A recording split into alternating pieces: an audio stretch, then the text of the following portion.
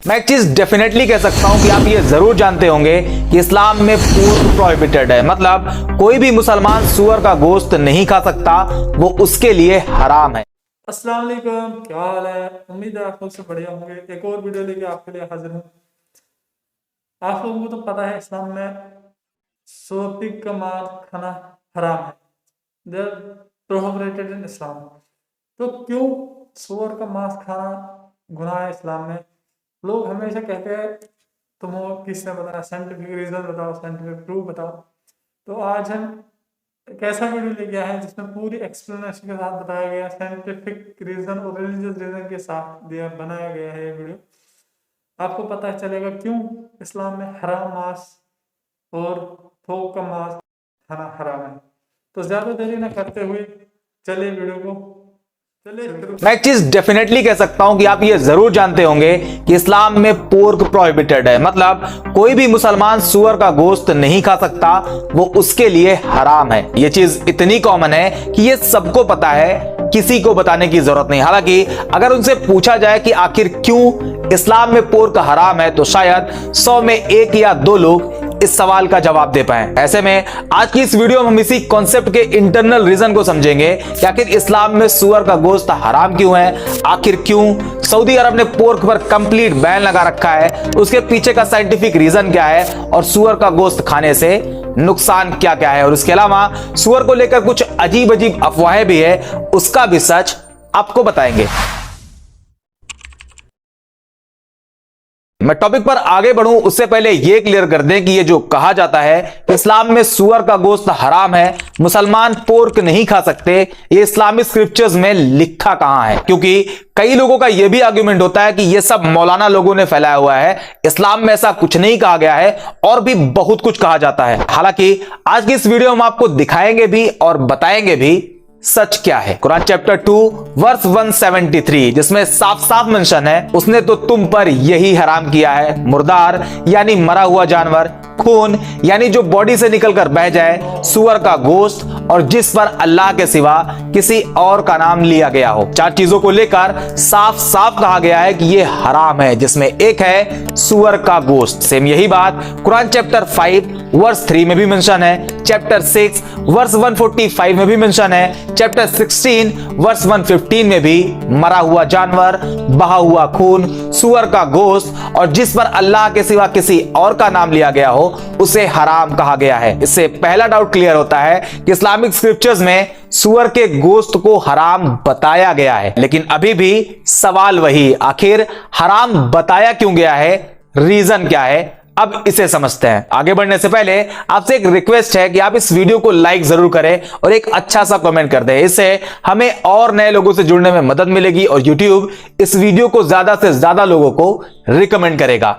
Topic पर वापस आते हैं। बेसिक से शुरू करें तो अगर आप रूरल एरिया से बिलोंग करते हो या आपने कभी देखा हो कि सूअर एक बेहद ही गंदा जानवर है जो गंदे पानी में, कीचड़ में रहता है, और आज भी रूरल एरियाज में लोगों के पास टॉयलेट होने के बावजूद वो घर से बाहर खुले मैदान में जाते हैं, और जिनके घर टॉयलेट है ही नहीं उनकी तो मजबूरी है बाहर जाना। ऐसे में जो सूअर होता है वो उन इंसानों के बॉडी वेस्ट को खा जाता है। अब आप सोचिए, जो सूअर गंदगी में रहता है, इंसानों के मलमूत्र खाता है, गंदगी खाता है, मरे हुए सड़े हुए जानवर का गोश्त खाता है, तो क्या उस सूअर का गोश्त खाने लायक हो सकता है? क्या उसे इंसान को खाना चाहिए?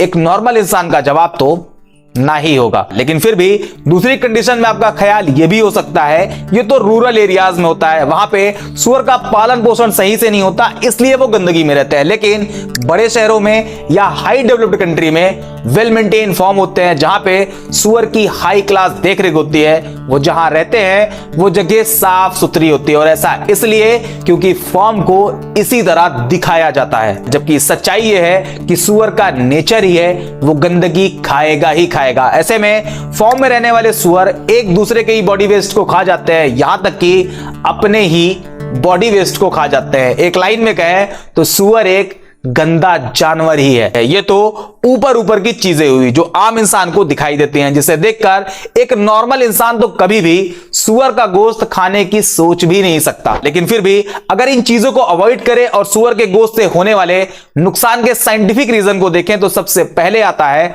उसका बॉडी स्ट्रक्चर। शायद आपको यह पता होगा कि सुअर को पसीना नहीं आता। अब नहीं आता तो नहीं आता, इसमें क्या? तो इसमें बहुत बड़ी प्रॉब्लम है, क्योंकि बॉडी से पसीना निकलना बेहद जरूरी होता है और इसके कई फायदे होते हैं। जैसे पसीना निकलने की वजह से बॉडी का इंटरनल टेम्परेचर मेंटेन रहता है। अगर बॉडी में किसी वजह से भी एक्सेस एनर्जी प्रोड्यूस होती है तब भी वो पसीना बनकर बाहर निकल जाती है। और जो बॉडी से पसीना बनकर निकलता है वो पानी भी होता है, मॉइस्चराइजर भी होता है, साथ ही साथ कुछ टॉक्सिक सब्सटेंसेस भी होते हैं जो पसीने के साथ बाहर निकल जाते हैं और इससे skin maintain and body fit रहती है। और ये जो पसीना निकलता है इसमें बेसिकली दो चीजें काम करती हैं, एक होता है पोर्स और दूसरा स्वेट ग्लैंड्स। इसमें जो पोर्स होता है वो बॉडी स्किन के सरफेस पर छोटे छोटे खुले हुए छेद होते हैं और स्वेट ग्लैंड्स स्किन के अंदर होती है जो कि पोर्स से कनेक्टेड होती है और यही ग्लैंड्स पसीना प्रोड्यूस करती है। सेम चीज अगर आप सुअर के केस में देखेंगे तो सुअर एक ऐसा जानवर है जिसमें पोर्स और स्वेट ग्लैंड्स काफी कम होती है। कम होने की वजह से इन्हें पसीना नहीं आता और जब इन्हें पसीना नहीं आता तो बॉडी के अंदर मौजूद टॉक्सिक सब्सटेंसेस सुअर की बॉडी से बाहर ही नहीं निकल पाते। इसके अलावा जब इन्हें पसीना नहीं आता तो इनका बॉडी टेम्परेचर मेंटेन नहीं रहता और यही वजह है कि सुअर अपने उसी बॉडी टेम्परेचर को मेंटेन रखने के लिए गंदे पानी में, नाले में डूबा रहता है, यहां तक कि कीचड़ में घुसा रहता है। दूसरे नंबर पे आता है फैट एंड कोलेस्ट्रॉल और इन दोनों फैक्टर को अगर मैं आपको एक एक लाइन में समझाऊं तो कोलेस्ट्रॉल एक स्पेशल टाइप का लिपिड होता है जो ऑलरेडी इंसान की बॉडी में मौजूद होता है, जो कि फूड से ही आता है और यह बॉडी के लिए जरूरी भी है, लेकिन अगर इसकी क्वांटिटी बढ़ जाए तो यह बेहद खतरनाक भी है। कैसे? अभी आगे आपको बताएंगे। दूसरा है फैट। यह भी हमारी बॉडी के लिए जरूरी है, लेकिन इसे भी ज्यादा कंज्यूम करना हेल्थ प्रॉब्लम क्रिएट कर सकता है। दोनों को कंबाइन करके देखें तो हाई कोलेस्ट्रॉल और ज्यादा फैट हार्ट डिजीज और हाई ब्लड प्रेशर के लिए एक रीजन बन सकते हैं। मोटापा बढ़ सकता है, डायबिटीज का खतरा भी बढ़ सकता है। अब इसे सुअर के गोश्त के साथ कंपेयर करें तो आमतौर पे सुअर के गोश्त में कोलेस्ट्रॉल और फैट की मात्रा काफी ज्यादा होती है। यह पूरी तरह से चर्बी से भरा होता है, लेयर पे लेयर बनी होती है। इससे एक स्टेप आगे और देखें तो कई स्टडीज बताती हैं कि आज जो कैंसर के इतने ज्यादा केसेस हैं उसका रेड मीट और पोर्क के हाई कंजप्शन से डायरेक्ट लेना देना है। तीसरे नंबर पे आता है पैरासाइट इंफेक्शन और ये पैरासाइट इंफेक्शन का खतरा आपको झकझोर सकता है, क्योंकि पोर्क यानी सुअर का गोश्त कई तरह के पैरासाइट का कैरियर है, जिसमें round worm, hook worm, tape worm और पिन वर्म सबसे ज्यादा नोटेबल है। और इसमें एक आता है टेनिया सोलियम जो कि एक तरह का टेपवर्म है जो आमतौर पर सुअरों में पाया जाता है। और जब कोई सुअर का गोश्त खाता है तो यह पैरासाइट उस इंसान के बॉडी में इंटर कर सकता है और रात में जाकर इंसान को बहुत ज्यादा बीमार कर सकता है। यही सब कुछ रीजन है जिस वजह से इस्लाम में सुअर का गोश्त खाने से मना किया गया है। लेकिन ऐसा भी नहीं है यह सिर्फ इस्लाम में मना किया गया है। अब आपको थोड़ी सी हैरानी और होगी, क्योंकि पोर्क को यहूदी रिलीजन में भी खाने से मना किया गया है। लेविटिकस का चैप्टर 11 जो कि क्लीन एंड अनक्लीन फूड के बारे में बताता है और उसके वर्स 3 में कहा गया है वो जानवर जैसे भेड़, हिरन जिनके खुर 2 हिस्सों में बटे हुए हैं और वो जुगाली भी करते हैं उन्हें कंज्यूम किया जा सकता है, जबकि सुअर जुगाली नहीं करते इसलिए उसे नहीं खाना चाहिए। इसी तरह डिटरोनॉमी चैप्टर 14 वर्स 8 में कहा गया है सुअर भी अनक्लीन है, हालांकि इसके खुर 2 हिस्सों में बटे हुए हैं फिर भी वो जुगाली नहीं करता, तुम्हें उसका गोश्त नहीं खाना चाहिए। आप थोड़ा सा अगर इसके हिस्ट्री में जाएं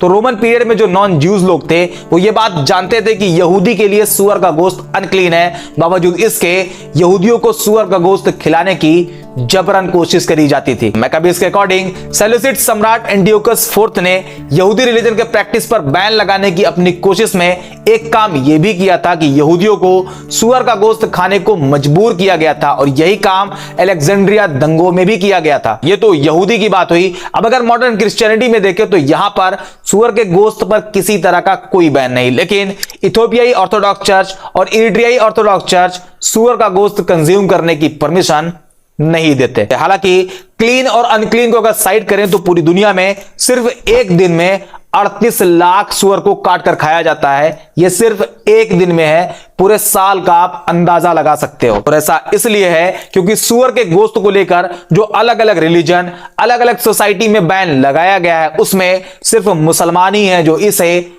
ईमानदारी से फॉलो करते हैं। अब ईमानदारी की बात आ ही गई है तो आपको यह भी बता दें कि इस्लाम में शराब भी हराम है। इस वीडियो में मैंने डिटेल में बताया हुआ है कि क्यों हराम है, लेकिन फिर भी बहुत से मुसलमान खुलेआम शराब पीते हैं, हालांकि वो इस्लामिक एथिक्स को जानते हैं फिर भी पीते हैं। जबकि अगर आप सूअर के केस में देखेंगे तो सूअर का गोश्त खाने वालों में मुसलमान ना के बराबर हैं। अगर दुबई के एग्जांपल से आपको समझाऊं तो दुबई में पोर्क बिकता है, लेकिन वहां साफ साफ लिखा होता है for not Muslims, not for Muslims. अब आते हैं एक मिथ पर जो मुस्लिम सोसाइटी में जबरदस्त फैला हुआ है। अगर आप मुस्लिम हैं तो आपने भी इसे जरूर सुना होगा। लोग अक्सर कहा करते हैं सूअर का नाम जबान से नहीं लिया जाता, उसे खिंजीर कहा करो, क्योंकि सूअर कहने से इंसान की जबान 40 दिनों के लिए गंदी हो जाती है। यह आपने भी जरूर सुना होगा। यहां तक कि इसे लेकर लोग इस तरह से रिएक्ट करते हैं कि एक जगह मस्जिद में एक इमाम ने अपनी तकरीर के बीच सूअर का नाम ले लिया तो वहां के लोगों ने उन्हें मस्जिद की इमामत से ही हटा दिया। हालांकि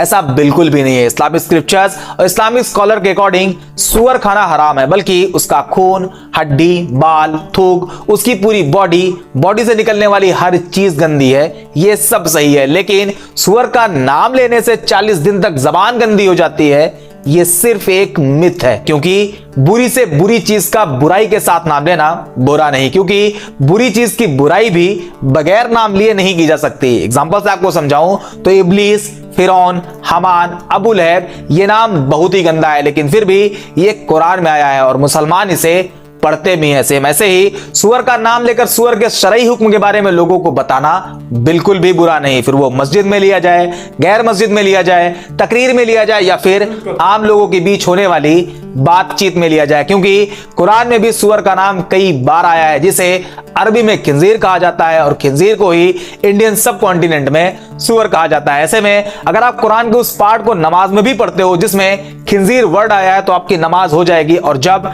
नमाज हो जाएगी तो जबान गंदी होने का सवाल ही पैदा नहीं होता। उम्मीद करते हैं वीडियो आपको जरूर पसंद आई होगी और आप ये समझ गए होंगे कि इस्लाम में सूअर का गोश्त हराम क्यों है। बाकी इसी तरह की और भी जबरदस्त वीडियो के लिए हमें सब्सक्राइब जरूर कर लें और इस वीडियो को लाइक और इसी के साथ वीडियो खत्म होती है। उम्मीद है आप लोगों को वीडियो पसंद आई होगी और आप लोगों को सारा कंफ्यूजन क्लियर हो गया कि इस्लाम में क्यों सूअर का मांस खाना हराम है। और एक बात, हम इतनी मेहनत से आप लोगों के लिए वीडियो लाते हैं, कोई इस पर सब्सक्राइब नहीं आ रहा है, कोई लाइक नहीं आ रही है, सपोर्ट नहीं मिल रहा है, तो प्लीज़ सपोर्ट करें, इस चैनल को आगे बढ़ाएं ताकि हम अपने इस मैसेज को हर किसी मुसलमान तक पहुंचाएं, हर किसी नॉन मुसलमान तक पहुंचाएं, क्योंकि इस्लाम ने शरीयत दिया है कि इस्लाम की बातें फैलाना तुम्हें सवाब का काम देती है। तो प्लीज़ हमें भी सवाब का काम करने दीजिए, हमारे वीडियो को सपोर्ट कर दीजिए। नेक्स्ट वीडियो तक बने रहें, तब तक के लिए खुदा।